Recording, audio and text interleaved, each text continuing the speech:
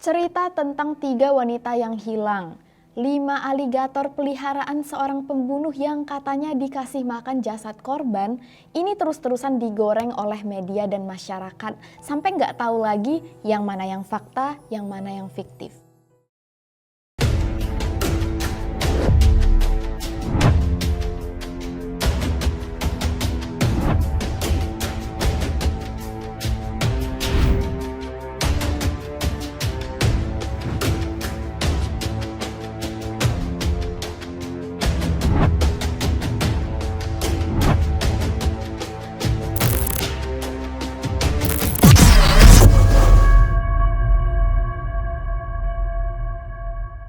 Hai guys, apa kabar kalian semua? Thank you udah klik video ini. Gua Amira dan kali ini kita akan membahas kisah kejahatan Alligator Man yang bernama asli Joe Ball.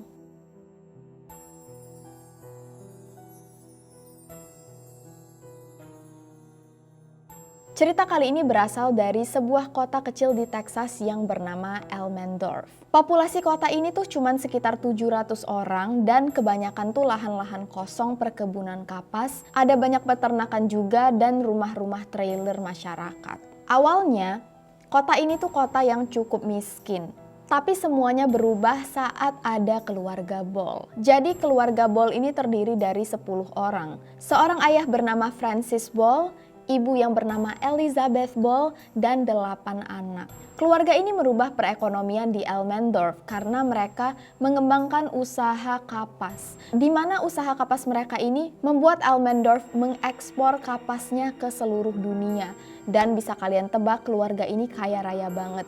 Mereka juga nggak cuma memproduksi kapas, mereka mulai memproduksi bata, sepatu, dan buka toko-toko kelontong. Sampai ini kota jadi kota yang cukup hidup. Dan 8 anaknya ini kebanyakan jadi tokoh masyarakat. Ada yang jadi anggota dewan pendidikan, ada yang buka usaha toko kelontong, ada yang buka kantor pos pertama di kota. Pokoknya mereka ini bener-bener orang-orang penting di kalangan masyarakat. Tapi seperti biasanya, meskipun saudaraan ini pasti ada 1-2 yang melenceng. Nah, salah satu anak yang agak beda sendiri itu bernama Joe Ball, anak kedua di keluarga ini. Joe ini tertarik dengan militer dan memutuskan di umur 21 tahun untuk ikut berperang di Perang Dunia ke-1. Dia ini di militer sekitar 2 tahun, jadi waktu dia umur 23 dia balik lagi nih ke kota Elmendorf. Dan sekarang dia bingung dia mau ngapain. Akhirnya dia punya ide untuk bisnis minuman keras. Karena dia terinspirasi oleh anggota keluarganya lain yang juga pebisnis. Dan dia ini mulai mendagangkan minuman keras dalam bentuk galon yang dia jual itu dari satu rumah ke rumah lain.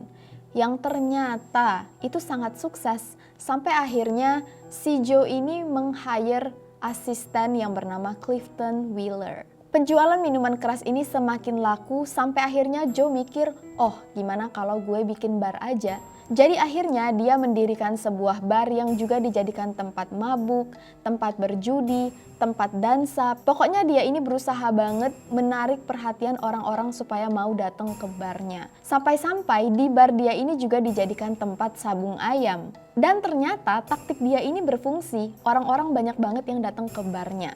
Suatu hari, Joe ini lagi jalan-jalan ke dekat sebuah perairan di kota dan dia ini ngelihat ada aligator. Tiba-tiba dia ini punya ide, oh kayaknya gue pelihara aligator aja biar bar gue makin rame. Sekarang dia punya atraksi baru, di mana dia ini ngelempar hewan-hewan liar masuk ke dalam kolam yang bakal dimakan oleh si aligator. Sebagai hiburan baru pelanggan di barnya. Lengkaplah usaha si Joe ini, ada tempat mabuk, tempat main judi, tempat dansa, atraksi hewan. Karena bisnisnya semakin berkembang, dia kepikiran untuk meng-hire wanita-wanita cakep di barnya. Pas banget saat itu tuh lagi Great Depression, di mana Amerika sedang mengalami resesi dan banyak banget orang yang pergi ke kota-kota kecil untuk mencari pekerjaan, termasuk wanita-wanita ini. Pelayan pertama yang di-hire oleh Joe itu bernama Minnie Gotthard yang dipanggil Big Minnie, tipe-tipe cewek bossy yang juga nggak takut untuk berkelahi dengan para pemabuk. Dan banyak banget sebenarnya orang yang nggak suka sama Big Minnie. Tapi karena Big Minnie ini bisa menjalankan bisnis dan bisa dipercaya, Joe ini lama-lama suka dengan dia dan Big Mini ini juga ternyata suka dengan Joe. Jadilah mereka ini mulai membangun hubungan spesial. Semakin bisnis bar Joe berkembang, semakin banyak pelayan yang dipekerjakan oleh Joe di tempat ini. Salah satunya ada Dolores Goodwin yang dipanggil Buddy dan Hazel Brown yang dipanggil Scudzy. Nah, Buddy ini wanita yang cantik banget. Joe ini langsung ninggalin Big Mini dan mepetin si Buddy. Buddy ini juga suka dengan si Joe. Jadilah Big Mini ini cemburu banget dan selalu memperlakukan Buddy dengan sangat-sangat jahat. Karena menurut dia, gara-gara Buddy, hubungan dia dengan Joe ini jadi retak. Tapi Buddy ini sabar banget, meskipun dia dijahatin terang-terangan oleh Big Mini, dia sabar, dia tenang.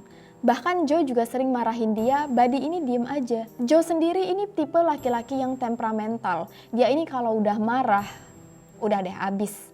Pernah waktu Joe marah, Joe ini melempar botol ke muka si Buddy sampai Buddy itu punya luka yang membekas dari mata sampai leher. Bayangin aja. Tapi anehnya Buddy ini mungkin kelewat sabar apa gimana, dia tetap mau aja sama si Joe. Suatu hari Big Mini tiba-tiba hilang. Gak tahu Big Mini ini kemana. Ya waktu itu Buddy senang-senang aja dong. Karena ya untung aja udah gak ada lagi kan orang yang ngebully dia. Gak ada satu orang pun yang tahu kemana Big Mini pergi. Kata Joe, Big Mini ini ternyata hamil dengan anak orang ras kulit hitam dan karena dia sangat malu mengandung anak bayi dari si laki-laki ini, Big Mini ini langsung melarikan diri. Tapi gak ada yang mikir aneh-aneh tentang Big Mini. Mereka cuma ngira, oh Big Mini ini kayaknya malu banget sampai dia ini kabur pun nggak sempet lagi ngambil barang-barangnya dari bar. Dan setelah Big Mini hilang, akhirnya kesabaran Buddy ini terbayar lunas. Joe akhirnya menikahinya. Tapi setelah menikah, Joe tiba-tiba memberitahu Buddy sebuah rahasia yang sangat besar. Joe mengaku ke Buddy kalau dia membunuh Big Mini. Dan dia bilang, ini rahasia. Tapi tentu aja waktu Buddy tahu, dia ini takut banget dan mulutnya gatel. Jadi dia langsung ngasih tahu Scudzy kalau suaminya ini membunuh Big Mini. 4 bulan kemudian, lengan kiri Buddy tiba-tiba hilang. Dia buntung. Nah, mulai beredarlah rumor, gosip di sekitar masyarakat kalau sebenarnya Joe yang memotong lengan Buddy dan menjadikan lengan Buddy yang dipotong ini makanan aligator peliharaannya. 4 bulan setelah rumor ini beredar, Buddy hilang total. Bukan cuma lengannya doang, sekarang ini Buddy-nya hilang, bener-bener hilang. Dan kalian tahu apa yang dilakukan oleh Joe? Dia pacaran dengan Scudzy. I don't know which one is the worst, Joe or Scudzy. Istrinya baru aja hilang, dia udah pacaran sama cewek baru. Dan gua bingung kenapa Scudzy juga mau pacaran dengan Joe. Scudzy ini kan udah dikasih tahu oleh Buddy kalau Joe ini membunuh Big Mini, tapi kenapa dia masih mau? By the way, memang menurut beberapa artikel dan buku, Joe ini dideskripsikan sebagai laki-laki yang tampan. Tapi kalau udah bunuh orang, tampan gak guna. Dan sama seperti cerita sebelumnya, tiba-tiba Scudzy hilang. Pesulap kali ya si Joe ini.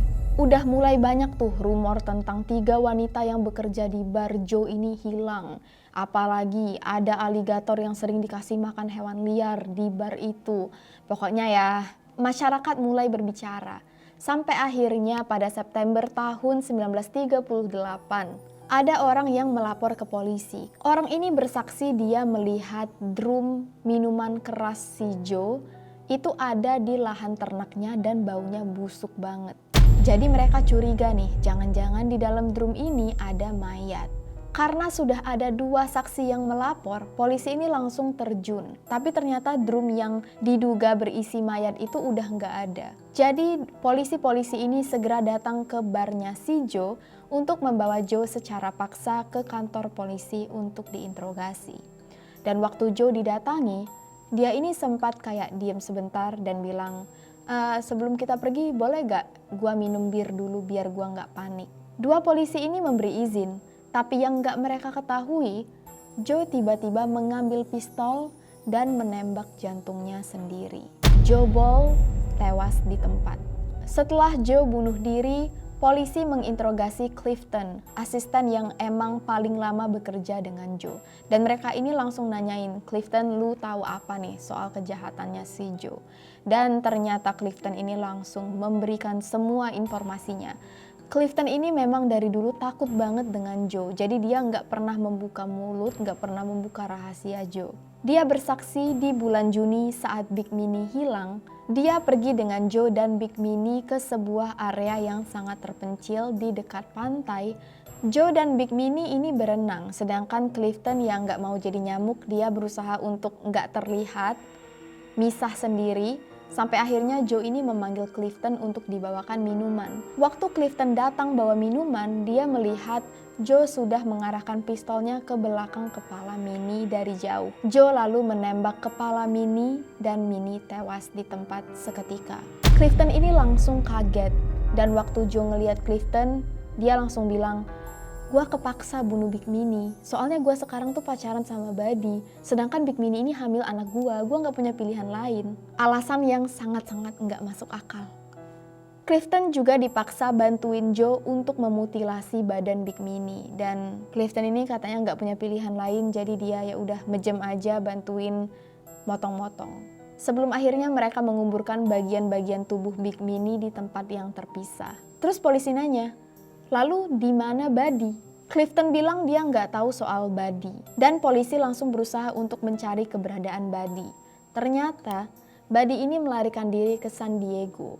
Dia ini nggak dibunuh oleh Joe. Dia bilang dia ini ketakutan, jadi dia melarikan diri. Untung aja Buddy ini pinter ya, ngelariin diri. Kalau dia nggak lari, mungkin dia udah meninggal juga ya. Sedangkan nasib Sketzy yang hilang, ini ternyata sama dengan Big Mini. Gara-gara Sketzy ini mau putus dari Joe, tapi Joe-nya nggak mau. Sketzy lalu mengancam Joe kalau dia nggak mau putus, dia bakal laporin Joe ke polisi atas dugaan pembunuhan Big Mini. Waktu Joe tahu kalau ternyata Buddy ini tahu dia yang bunuh Big Mini, marahlah si Joe ini. Kok gue jadi kayak orang Batak ya? Dan Sketzy langsung ditembak oleh Joe. Clifton ini membantu Joe untuk memasukkan mayat Sketzy ke dalam drum. Nah, ternyata drum inilah yang dilaporkan oleh kedua saksi pada polisi. Jadi polisi meminta Clifton untuk menunjukkan kuburan Big Mini dan juga kuburan Sketzy. Polisi sempat juga menemukan satu buku yang berisikan foto-foto dan surat wanita-wanita yang diduga ini milik si Joe. Jadi mereka ini mulai takut jangan-jangan wanita-wanita lain yang hilang di kota ini sebenarnya juga korban dari si Joe. Untuk jaga-jaga, polisi akhirnya menguras kolam aligator milik Joe. Karena kan memang udah ada rumor si Joe ini ngasih makan aligatornya tangan kiri si Buddy. Jadi siapa tahu jasad-jasad nggak pernah ditemukan karena dikasih makan ke aligator. Waktu polisi menguras kolam aligator ini, masyarakat di kota ini tuh pada ngumpul, nontonin, sampai ada yang jualan. Karena memang jadi pusat perhatian dan pusat hiburan banget kayaknya. Polisi juga akhirnya menggali kolam ini karena untuk memastikan siapa tahu ada jasad korban yang dikuburkan. Tapi nggak pernah ada penemuan tulang maupun daging di dalam kolam ini. Disinilah gosip dan rumor tentang Joe yang memberi makan aligatornya manusia. Dan oleh media, rumor ini digoreng abis-abisan, dibumbu-bumbuin karena ceritanya sensasional banget. Padahal tidak pernah terbukti kalau aligator Joe ini memang diberi makan jenazah manusia. Tapi ya nasi udah menjadi bubur, cerita tentang Joe dan Alligator Man ini menjadi urban legend di kota ini. Untuk lebih banyak cerita horor, true crime, conspiracy, berita-berita viral, jangan lupa untuk selalu pantengin Ruang Gelap karena kita berusaha untuk update setiap hari dan please klik subscribe. See you guys on the next video. Stay safe and stay alive.